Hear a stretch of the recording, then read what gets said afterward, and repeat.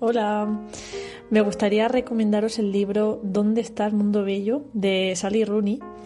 Es un libro que se me hizo súper ameno de leer, es una lectura muy sencillita y además muy, muy entretenida.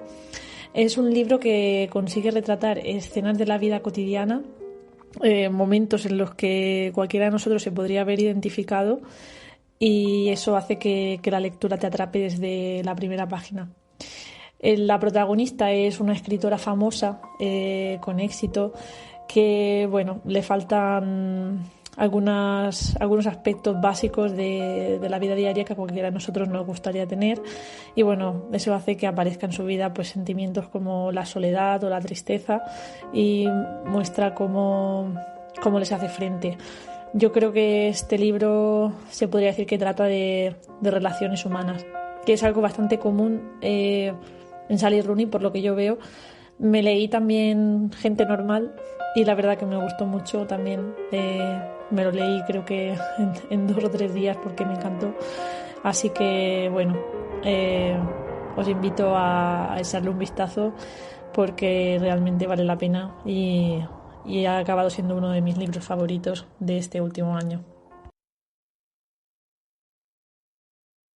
¿Qué te parece, Nago? ¿Tú has leído a Sally Rooney? Estuvo como un hype de esos hace pocos años, ¿no? Y toda como de moda.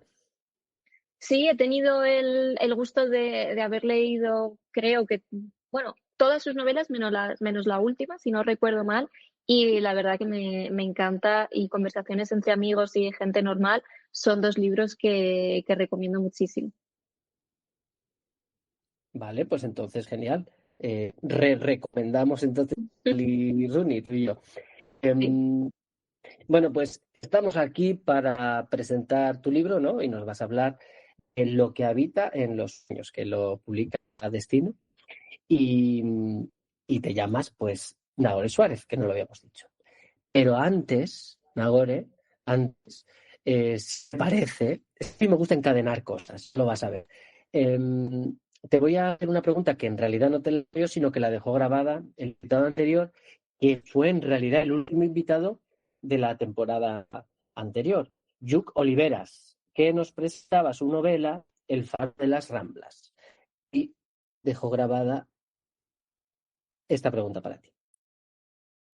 Bueno, pues diría rescatar una novela del siglo pasado que realmente creamos que es actual o que tiene algo que no deberíamos olvidar, sería la pregunta. ¿Cuál sería esa novela, no? Ok. Digamos. Mm, pregunta de examen un poco, ¿no? Sí, no, te he hecho pensar. Joder. Pues no lo sé, podría decir muchas, pero que se me venga ahora a la mente, pues voy a decir, por ejemplo, El Señor de los Anillos, que me parece que es una novela que, bueno, que aparte de ser, ¿no? El punto de donde parte la fantasía moderna, todas las obras de fantasía moderna, pero me parece que tiene un argumento que es completamente atemporal, ¿no? Al final, esa lucha entre el bien y el mal, que, bueno, evidentemente es mucho más compleja, ¿no? De lo que parece en un principio, pero para mí es uno de esos libros que nunca pasan de moda. Ya ves, y tanto. Oye, pues he superado el examen que te ha puesto Lluc. Es que sí, me suena que a él le hicieron pensar un poco también en su pregunta y creo que se estaba como velando, ¿eh? Entonces, si quieres, porfa, déjame una pregunta para el siguiente. Bueno, yo voy a ser un poco más benevolente y voy a preguntar con qué escritor vivo o muerto les gustaría tomarse una copa de vino o tener una cena, ¿no? Para tener una conversación. Que me gusta esta pregunta. ¿Y cuál sería el tuyo entonces? Pues es que iba a decir también Tolkien, pero claro, por no repetirme, pues podría decir quizá con Jane Austen, con Lord Byron, con una de las hermanas Bronte, por ejemplo. Qué bien, y eso, si tuvieses esa oportunidad, a ver, es que sería una conversación, ¿verdad? De horas y horas, ¿no? ¿Qué se te Sí. ocurriría? No sé, ¿qué querrías saber así como más importante de esta gente? Bueno, por ejemplo, pienso que con Lord Byron sería seguro una buena noche de fiesta. Eso seguro. Y luego, bueno, depende del escritor, ¿no? Por ejemplo, en el caso de Byron, más que preguntas sobre su obra, me interesa más como el personaje, ¿no? El mito que hay alrededor bueno, del poeta terrible romántico. Me interesa un poco me gustaría saber, ¿no? Qué había de realidad en ese mito y cómo se vivía, ¿no? La realidad de ese momento y cómo era él. Qué bien, es un poco peligroso también, porque luego también te puede, la expresión, ¿no? Caer un mito, ¿no? Y eso a veces puede pasar, pasar. Pero como no tenemos Probablemente. esa posibilidad, pues hay que seguir soñando y ya está. Efectivamente, de eso se alimentan también los mitos, ¿no? De que no podemos comprobar cuánto había de realidad. Efectivamente. Bueno, a ver, háblame de Lo que habitan los sueños, tu última novela de este año, eh, que es como una novela de misterio, en realidad, ¿no? Porque no hay policía que investiga un caso como tal, pero en realidad sí que es, podríamos decir, una novela de misterio. Sí, es una novela que creo que es difícil de clasificar con sus cosas buenas y sus cosas malas. Las cosas buenas es que, bueno, a mí no me gusta que la gente, o sea, o yo misma, ¿no? Encasillarme en un solo género, en un solo tipo de Ujú. novelas y tampoco lo hago cuando escribo, ¿no? No estoy pensando en escribir algo que encaje específicamente dentro de una etiqueta. Y la parte mala es que el mercado editorial precisamente se mueve de la forma opuesta, ¿no? Y le gusta que todo esté muy segmentado y a veces dárselo al lector incluso mascado de más. Pero dentro de esto sí que la podríamos clasificar como una novela de misterio con ambientación histórica. Nos situamos en dos líneas temporales, en Florencia en 1938 y en San Sebastián en 1952. Y vamos a seguir la historia de Manuela y Ava, que son dos amigas que se van a conocer estudiando en una academia para señoritas en esta Florencia de 1938. Entre ellas va a surgir una gran amistad, a pesar de que son muy diferentes, porque Manuela tiene una educación muy tradicional, viene de España, y Ava, sin embargo, busca ser pintora y le atrae, ¿no?, la vida mucho más bohemia. Y bueno, esta amistad que se desarrollará entre ellas termina cuando de forma repentina Ava desaparece de esta academia.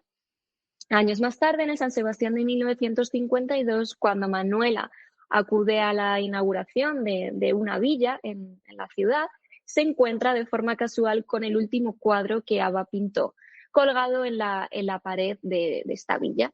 Y a raíz de ahí se decide a intentar buscarla, ¿no? Intentar averiguar qué ocurrió con su amiga. Y bueno, y en esa búsqueda, en ese camino, ocurren muchas cosas.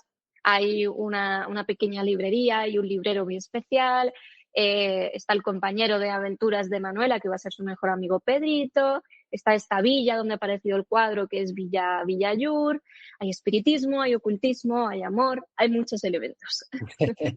Oye, y hablando de Pedrito, es el típico personaje que te cae bien ya desde el principio, ¿verdad? Te pasaría a ti, ¿no? O quizá lo creaste aposta, pero no sé si has recibido más feedback de otra gente hablando de Pedrito, porque a mí es que ya te cae bien ya desde el minuto uno. Absolutamente. Pedrito es con diferencia el personaje más querido de la novela. Siempre que tengo presentaciones o firmas, clubs de lectura, sale este tema y es que la gente adora a Pedrito. Y tengo que decir que yo le adoro también, por supuestísimo, y que de hecho se ganó mi corazón cuando estaba escribiendo, porque cuando empecé a escribir iba a ser un personaje bastante más secundario y de repente me gustó tanto que dije, tiene que tener como sus propios capítulos, como, bueno, que es en tercera persona, pero como con foco en Pedrito, tiene que tener su propia subtrama y tiene que tener más peso en la historia.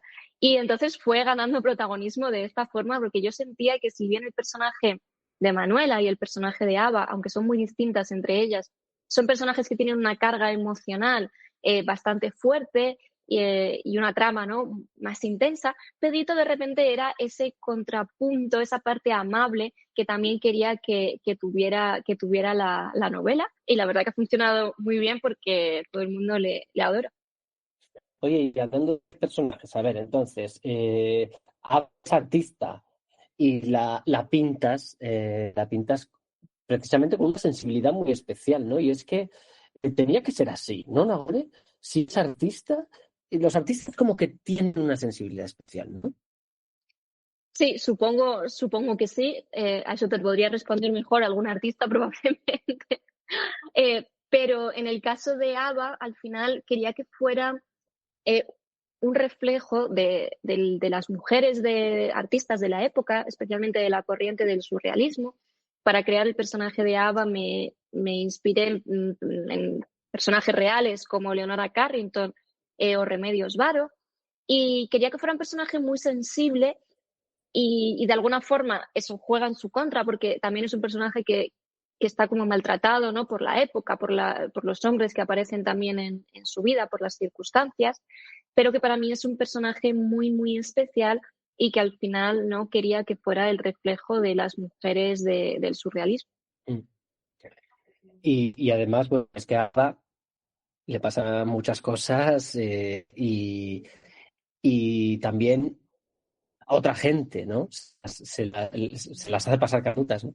Y estaba yo pensando si es por cómo es ella de carácter, que tiene un carácter así muy de artista, o por ser mujer, o a lo mejor por las dos cosas. ¿Qué te refieres a las cosas que le ocurren a ella en su vida? Claro, le hacen otra gente, ¿no? Ah, Porque vale, también sí, sí, sí, Ava sí. está como a merced de los demás, vamos a Sí, decirlo así, ¿no? justo. Y por eso lo digo.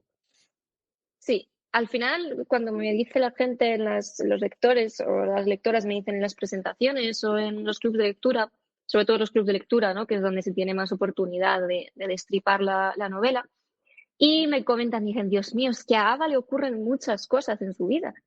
Y digo, bueno, es que yo sé que parece exagerado, pero es que si buscas la vida de Leonora Carrington, verás que, si bien no todo, pero muchas de las cosas que le ocurrieron, que le ocurren al personaje de Ava, ocurrieron en la vida real a Leonora Carrington.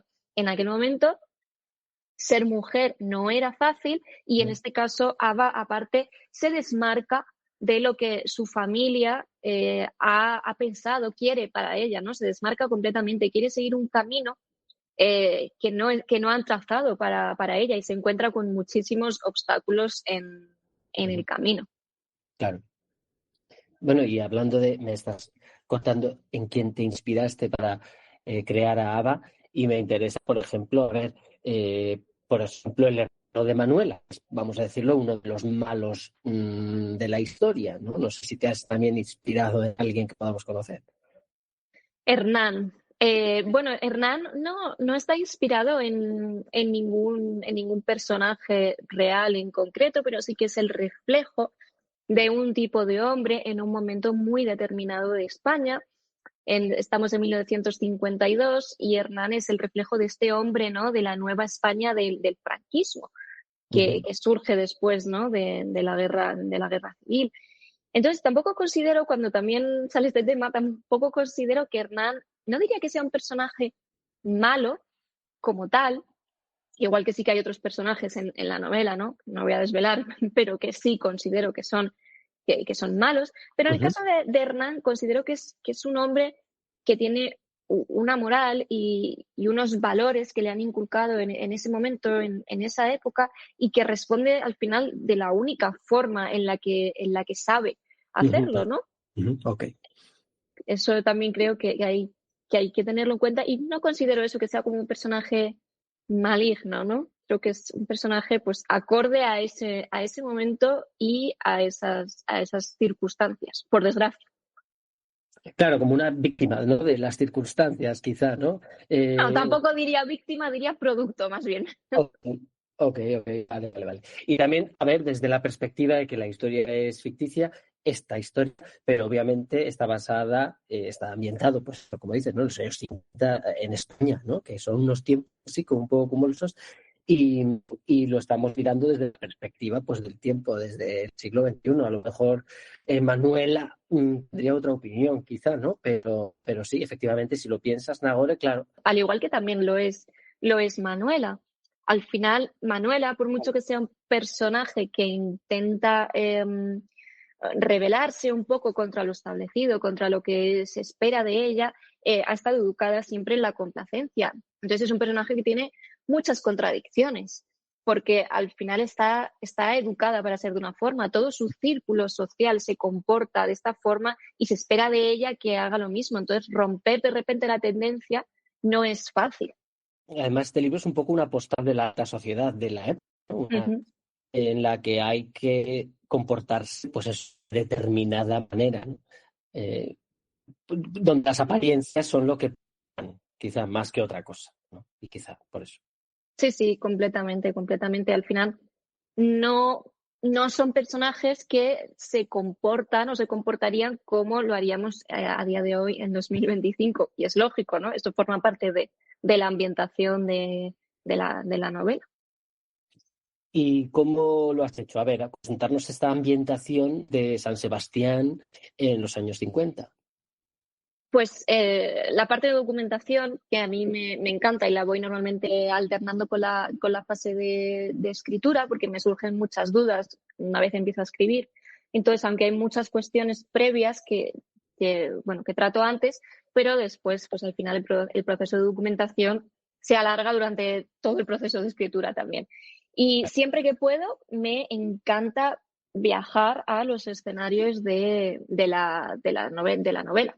En este caso, el escenario principal era San Sebastián, Donosti, y tengo la suerte de que ya lo conocía de antes, de siempre, desde que soy pequeña, pero aún así volví, ¿no?, a ir algunas veces específicamente solo, ¿no?, para hacer el trabajo de documentación de la novela. Entonces haces un viaje enfocado a documentación de la novela. En el caso de Florencia también lo conocía de antes, pero también tuve la suerte de poder volver y aprovechar, ¿no? Porque me ayuda muchísimo el estar en las calles, respirar un poco lo que a mí me dice la ciudad, cómo yo la siento y cómo luego la puedo trasladar a las páginas, ¿no? Porque al final lo que yo ofrezco más allá de la ambientación histórica es que cada escritor tiene una visión diferente de las cosas. Y luego, pues la parte de documentación más estricta, ¿no?, a nivel documentación histórica, pues la he seguido pues con libros y sobre todo con mucha prensa. La prensa del momento, por ejemplo, leer el Diario Vasco, ¿no?, en 1952, pues me ha sido muy, muy útil leer la columna de Alta Sociedad, leer las quejas vecinales, las noticias del momento. Yo podía saber con el periódico hasta el tiempo que hacía cada día, si yo quisiera verlo ajustado a la realidad. Entonces eso estaba muy bien porque me ayudaba a añadir muchísimos matices, las tiendas, los restaurantes, la comida, la bebida, que siempre es muy importante, ¿no?, a la hora de intentar. Yo creo que soy una escritora muy, muy sensorial y siempre intento que los libros, ¿no?, lleguen de esa forma al lector, que los puedas casi oler. Fíjate, estábamos hablando de cuándo está ambientada esta historia, que es precisamente pues en el franquismo, pero aún así, Nagore, en este libro hay más amor que guerra, ¿no? Como en la vida, quiero pensar. Soy optimista. Es que es un libro optimista, sí, yo creo. A ver, tampoco el tema no es un libro sobre el franquismo como tal. El franquismo No. está ahí, pero en realidad es la historia que contabas al principio, ¿no? Esa búsqueda que hace Manuela sobre su amiga. Es una búsqueda que la obsesiona. Sí, realmente creo que hay varias historias de amor contenidas dentro del libro, porque para mí la historia entre Manuela y Ava es una historia de amistad, que es otra forma de amor. Entonces, para mí es la gran historia de amor de la novela. Hay otras después, pero para mí esta es la gran historia de amor de la novela. Y la verdad que sí que considero que es un libro, bueno, optimista, ¿no?, dentro de que se tratan temas duros, pero siempre digo que creo que es una novela bastante luminosa, dentro del misterio, de todas las cosas que acontecen, y que espero siempre que deje en el lector un buen pozo, ¿no? Esa sensación en la que terminas el libro y bueno, y sientes, si te sientes bien, ¿no? Dices, jolín, he disfrutado esta lectura, ha sido bonito. Bueno, pues en mí lo ha dejado el pozo y seguro de que no también. Está claro. Oye, y hay una curiosidad, porque antes me decías hace un rato que, claro, estabas hablando de cómo es el mundo editorial y tal, ¿no? Que hay que presentar la historia de una manera. No sé, esta historia, entonces, en una de estas editoriales súper pequeñas hubiese sido diferente, ¿no? No, tengo la suerte, la verdad, o sea, yo hablaba antes de cómo está segmentado el mercado editorial a la hora de, y no solo el mercado editorial, sino también muchas veces ya es lo que piden los lectores. Si ves un poco las tendencias de ahora, de TikTok y demás y tal, se lleva mucho que los libros te digan el tipo de romance que vas a encontrar, el tipo de historia, tal. Nos gusta como, el lector también parece que busca como que todo esté muy segmentado para ir únicamente a lo que me gusta. Pero creo que es un tema más de mercado global. Respecto a la editorial, la verdad que tengo la suerte de que me han dado la libertad de hacer lo que yo quisiera. Han confiado muchísimo en el proyecto, han confiado muchísimo en mí. Entonces, en ese sentido, no tengo la verdad que ninguna queja. De hecho, creo que es que la novela ha salido en su mejor versión posible precisamente por el trabajo que hemos hecho también desde dentro de la editorial, ¿no? Que muchas veces no se les da su sitio a los editores, que siempre parece, ¿no?, que nos gusta a los autores tener todo el mérito y que parece acá que nadie nos ayuda a nada. Pero es importante el trabajo que hacen también los editores y que trabaje todo el equipo, ¿no?, pensando en que salga siempre la mejor versión de la novela y en respetar tu trabajo. Así que en ese sentido estoy muy contenta. Otra cosa ya es cambiar el mercado editorial global, ya lo veo un poquito más difícil. Eso creo que no lo vamos a cambiar tú y yo aquí. No. Es lo que tú dices, está muy bien, sí, a mí siempre me gusta siempre mencionar las editoriales y que no se me olvide nunca, y si se me olvida que me lo digáis, porque hay que mencionarlo, y cuando lo he traducido siempre me gusta también a los traductores, porque siempre es como el autor o la autora, ¿no? Siempre Sí. está ahí, y luego todo el trabajo que hay detrás, que es muchísimo, y que bueno, hay que mencionarlo siempre. Así que vamos a mencionar la editorial Destino, que pertenece al Grupo Planeta. Bueno, y si fuese una película, ¿te la imaginas? Porque esto podría ser una serie de estas, de una de estas plataformas de ahora. Pues a ver, reconozco que quizá, bueno, está claro que aquí no cabe la pregunta, ¿no? Que hay veces que hacen mucho la pregunta de ¿y has escrito esta novela pensando en la adaptación audiovisual? Es evidente en esta novela que no lo he hecho así, porque es un proyecto caro, tiene diferentes localizaciones, tiene parte histórica. Entonces, Claro. yo evidentemente no lo he escrito pensando en la adaptación audiovisual. ¿Que me gustaría que se hiciera? Me encantaría, porque considero que son lenguajes diferentes, que son formas diferentes de contar la historia, y me parecería súper interesante ver cómo se traduce esto a una serie o a una película, porque seguro que sería diferente, y es que tiene que serlo, no tiene que ser igual, porque si no, no funcionaría bien. Al final son lenguajes completamente distintos. Y me encantaría verlo, pero le veo problemas, y uno de ellos es que quizá de presupuesto un poquito alto. Pero bueno, fíjate, me decía Manuel Ríos San Martín, que es escritor y también guionista y director de cine, que bueno, ha estrenado hace poco La huella del mal, la película. Me decía, no te creas, que no es tan caro, que no sería tan ¿Eh? caro hacerlo. Y Ah, digo, bueno, si me lo bueno, dices tú, quizá hay posibilidades. pues oye, mira, a ver, llamamiento. ¿Y qué libro últimamente, a ver, gracias a una peli o a una serie, te ha pasado esto últimamente que no conocías, por ejemplo, un libro, pero gracias a, yo qué sé, ver una película dices tú, anda, pues está basado en un libro? ¿Te ha pasado esto así como mucho? Pues últimamente no lo sé, pero me ha pasado como muchas veces de ver películas y decir, wow, qué película tan buena, tal, y luego decir, bueno, pues sí está basada en un libro. De repente como que el 90% de las películas que me gustan luego lo busco y están basadas en libros. Bueno, por ejemplo, sí que lo sabía en este caso, pero me encanta Memorias de África, y vi primero la película y después leí el libro. Y me ha pasado, pues eso, hay muchas películas que a lo mejor ves sin saber eso, que tienen un libro y lo descubres después y dices, madre mía, sí, ¿qué haría Hollywood sin los escritores? Ya te digo. Bueno, te voy a cuestionar yo lector, ¿vale? Muy bien. Porque si eres escritora, supongo que serás lectora también. Así Y es. estoy seguro de que el que nos esté escuchando es lector fijo. Entonces, vamos a conocerte un poco mejor. Ok. Muy bien. ¿Qué tipo de libros lees habitualmente?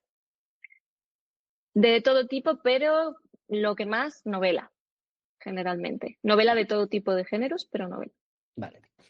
¿Escribes en los libros, doblas las páginas y todo eso? A ver, generalmente, doblar las páginas jamás, eso jamás, no le encuentro el sentido además. Existe una cosa llamada marca páginas y si quieres marcar una hoja en concreto, existen los posits, que son mucho mejores que doblar las páginas que luego se rompen. O sea, por ahí no paso. Vale. Escribir generalmente tampoco y subrayar generalmente tampoco. Estoy empezando a poner posits de estos como marcadores en las páginas y ya siento como, wow, estoy haciendo algo terrible, porque siempre he tenido la costumbre de que estuvieran los libros bastante impolutos. En algún libro de poesía sí que subrayo más, alguno que tengo así como que leo más y demás, pero soy bastante conservadora, la verdad. Pero me parece genial la gente que los subraya, que los escribe y de todo. Fantástico. El marcapáginas, que asome o que no asome. Bueno, es que yo soy un desastre. A no ser que yo vaya a la librería. Y cuando voy a la librería, por ejemplo, en Tipos Infames, que es una librería de Madrid que me encanta, te suelen meter un marcapáginas en los libros, ¿vale? Pues entonces cuando yo me voy a leer el libro, tengo marcapáginas y lo dejo que asome. Pero generalmente, a no ser que me hayan dejado el marcapáginas dentro del libro, no tengo marcapáginas. Entonces acabo poniendo un ticket, acabo poniendo una etiqueta de ropa, acabo poniendo una horquilla, lo primero que encuentre como por donde esté leyendo en ese momento. Así que luego me encuentro los libros con cosas muy extrañas dentro. Cuéntame, a ver, una manía lectora que tengas. Una manía lectora, pues la verdad que no tengo muchas. Iba a decir que me gusta leer con tranquilidad, pero lo cierto es que cuando estoy como muy, muy dentro de una lectura, puedo leer en cualquier circunstancia. Me abstraigo completamente. Yo era la típica persona que leía en clase, en el instituto, por ejemplo. Escondía el libro en el libro de texto y leía en clase. Qué bien. ¿Hueles las páginas de los libros? No. Vale. ¿Llevas la cuenta de los libros que lees en un año? Pues generalmente no, pero este año me he creado cuenta de Goodreads, más que nada para guardar las cosas que quiero leer, porque luego como que voy guardando en Instagram, voy apuntando en notas, voy guardando en Twitter y luego voy a la librería y no recuerdo nada de lo que he guardado y no lo encuentro. Entonces en Goodreads estoy llevando un poco más, cuando me acuerdo, sí que estoy intentando como poner las cosas que estoy leyendo, las que he leído, lo que quiero leer, pero vamos, he empezado este año. Hasta ahora nunca he llevado la cuenta y de hecho si me preguntas, ¿qué has leído últimamente? Ni siquiera, generalmente como que se me borra de la cabeza y ni me acuerdo. No te preocupes, es más común de lo que piensas. Bueno, ¿qué es más importante a la hora de elegir, ¿no?, la próxima lectura? ¿La cubierta o la sinopsis?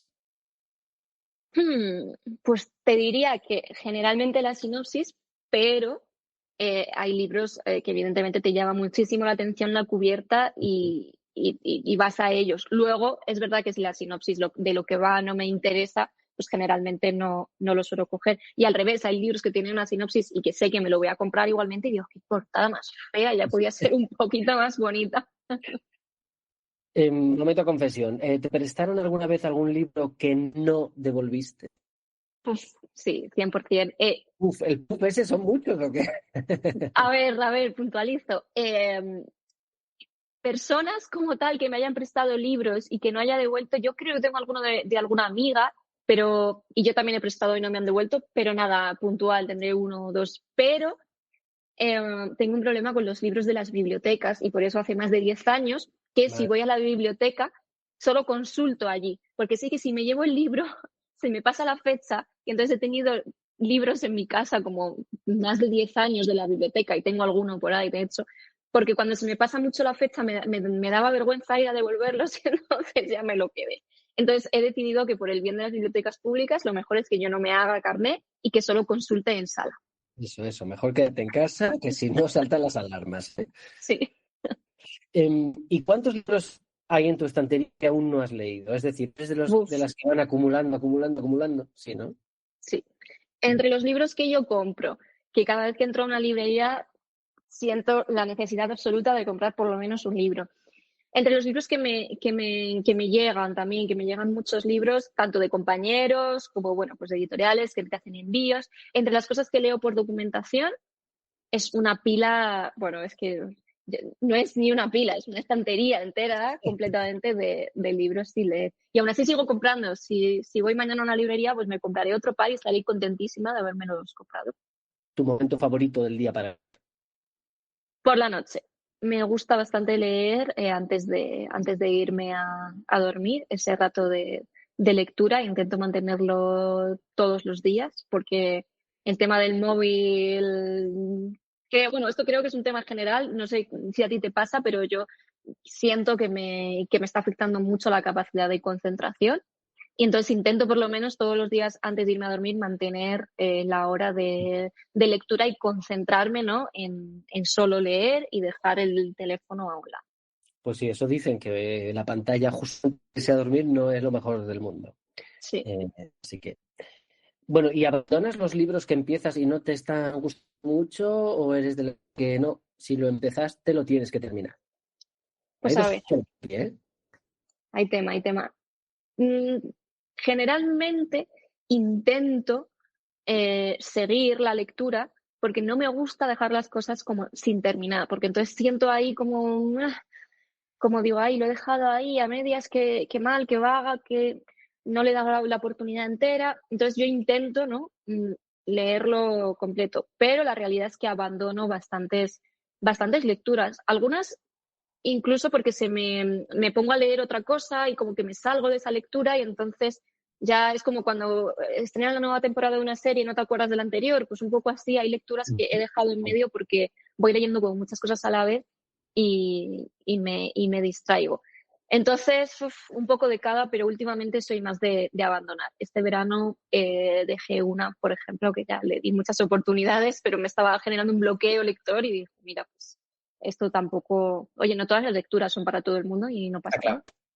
Ni está en ese claro. momento, a lo mejor, igual de repente me ha pasado con otros libros, de repente encuentro ese libro, cojo ese libro dentro de un año y lo devoro. Es que Ujú. depende de muchas cosas.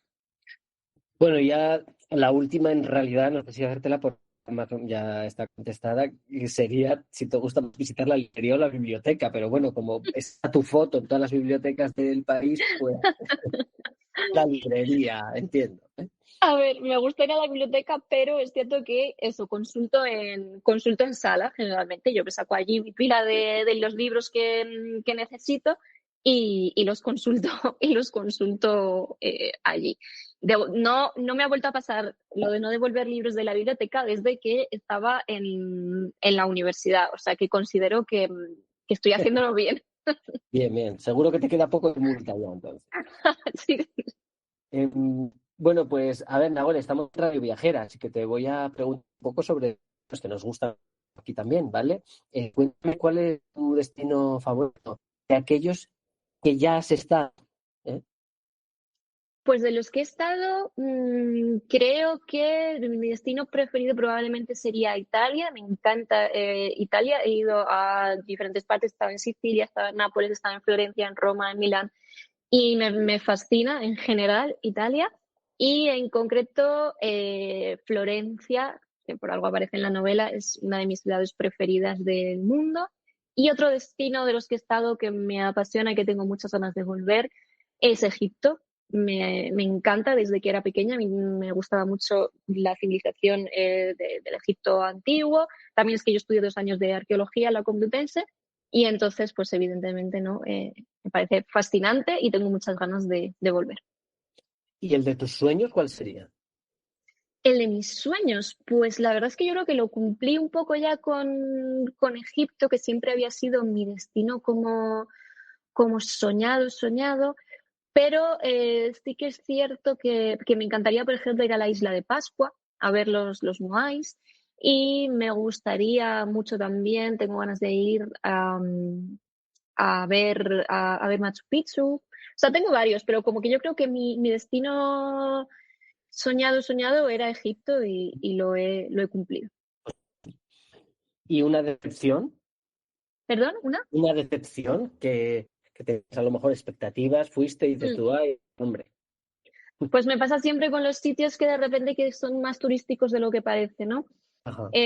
Por ejemplo, esto me pasó en México, en la pirámide de Chichén Itzá, Ujú. que como que llegué y me sorprendió que para entrar tenías que atravesar de repente un montón de puestos de souvenirs y demás. También me pasó que las pirámides, dentro de que me encantaron, no me esperaba que estuvieran como tan cerca de la ciudad, ¿no? Y también la entrada es como mucho menos romántica de lo que me la imaginaba. Pero bueno, creo que esto siempre pasa, ¿no? Con los lugares que son muy turísticos, que al final Ujú. siempre hay ese puntito de decepción. ¿Y cuál sería tu medio de transporte favorito? Mi medio de transporte favorito. Pues no lo sé, hombre, viajar en avión dentro de que es un aburrimiento el tiempo del aeropuerto, pero no me importa. Pero bueno, me gustan también los road trips, ¿no? Estos viajes que vas ahí con el coche y vas parando donde quieres, también están bien. Pues yo secundo eso de los road trip porque soy también road tripero y me gusta mucho también. Bueno, Nagore, vamos a ver, te voy a decir una cosa si te parece, ¿ok? Ya te dije al principio que vas a encadenar cosas, ¿ok? Ujú. Pero como tú eres la primera invitada de esta temporada, bueno, en el segundo episodio, pero la primera invitada como tal que habla de un libro, te voy a pedir que por favor, con una sola frase, inicies una historia. Porque luego le voy a pedir al siguiente que añada su frase. Y así vamos a tener un relato improvisado al final que, bueno, pues a ver cómo queda. Vale, muy bien, pues venga, empiezo. Era una soleada tarde de otoño y María caminaba junto al Gran Canal de Venecia. ¿Vale? Además, estás situado y todo, genial. Y es más fácil empezar, ¿no? La historia Hombre, que por terminarla, supuesto, ¿no? sí, sí, Es como una totalmente. libertad absoluta, ¿no? Sí, me ha tocado la parte fácil, la verdad. Bueno, ¿me recomiendas un libro, por favor? Pues, por supuesto. A ver, que piense algo que es que siempre recomiendo los mismos, pero bueno, venga, voy a recomendar Domingos de agosto de Patrick Modiano o Villa Triste de Patrick Modiano, que Modiano es uno de mis escritores preferidos. Siempre digo que es un escritor de fantasmas, y no fantasmas en el sentido espectral de la palabra, ¿no? Sino un escritor que indaga mucho en la memoria, en los recuerdos. Tiene un estilo muy elegante y son libros generalmente historias cortas, y a mí me fascina, o sea que te recomiendo Domingos de agosto, que se sitúa en Niza, si no recuerdo mal. Vale, ok, pues apunto Domingos de Agosto. Y desde Páginas del Mundo, pues recomendamos también Lo que habita en los sueños. Ya estoy terminando ahora, te voy a Ujú. hacer la última pregunta, que siempre la hago al final, pero a eso no sé si te apetece, no sé, añadir alguna cosa que se me ha escapado sobre la novela y que a lo mejor digas tú, ay, yo quería que se mencionase esto, o está bien así, o como tú me digas. Yo creo que está bien así, porque lo mejor es que el resto, ¿no? Quien quiera descubrir más, pues lo descubra leyendo la novela. No hay que tampoco desvelar demasiado. Vale, pues entonces ya lo último que te pido es, como estamos en un podcast y no lo vemos, a mí me gustaría que la gente pues se vaya con la imagen del libro en la cabeza. Así que me gustaría que me describas, por favor, la cubierta. La cubierta, ¿eh? Y así Bueno, ya, no la tengo aquí a mano, pero es una imagen en la que aparecen unas escaleras de caracol, una imagen bastante oscura, de hecho, unas escaleras de caracol que se hunden hacia abajo, y en ellas hay una pequeña silueta de una mujer que está de espaldas con un vestido amarillo, y que está apoyada en la barandilla. Y es la imagen de la portada y creo que es bastante sugerente y que es bastante acorde a lo que vamos a encontrar luego dentro de la novela y de ese descenso, ¿no? Que es de alguna forma el texto al mundo de los sueños. Genial. Pues muchísimas gracias por tu tiempo, por este ratito. Espero que hayas estado a gusto y bueno, Nagore, pues nada, a mí me ha gustado mucho tu libro. Estoy seguro que cuando saques otro yo lo voy a leer, así que espera que te vuelva a ser pesado y te diga, Nagore, otra vez al podcast, porfa. Aquí estaré y estaré encantada. Ha sido un placer. Un abrazo. Un abrazo, gracias.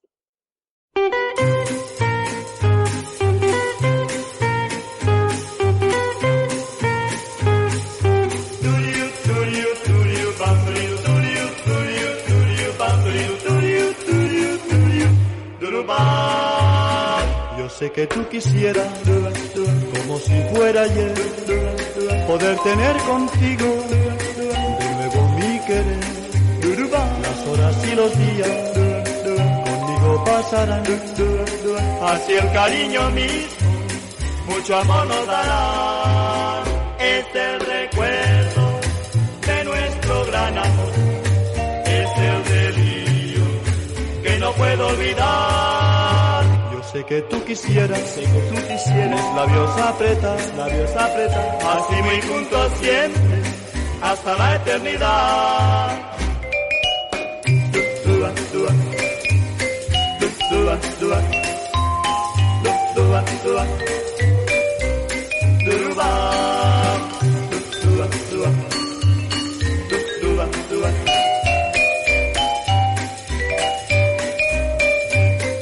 Es el recuerdo de nuestro gran amor, es el delirio que no puedo olvidar. Yo sé que tú quisieras, labios apretas, así muy juntos siempre, hasta la eternidad, hasta la eternidad, hasta la eternidad.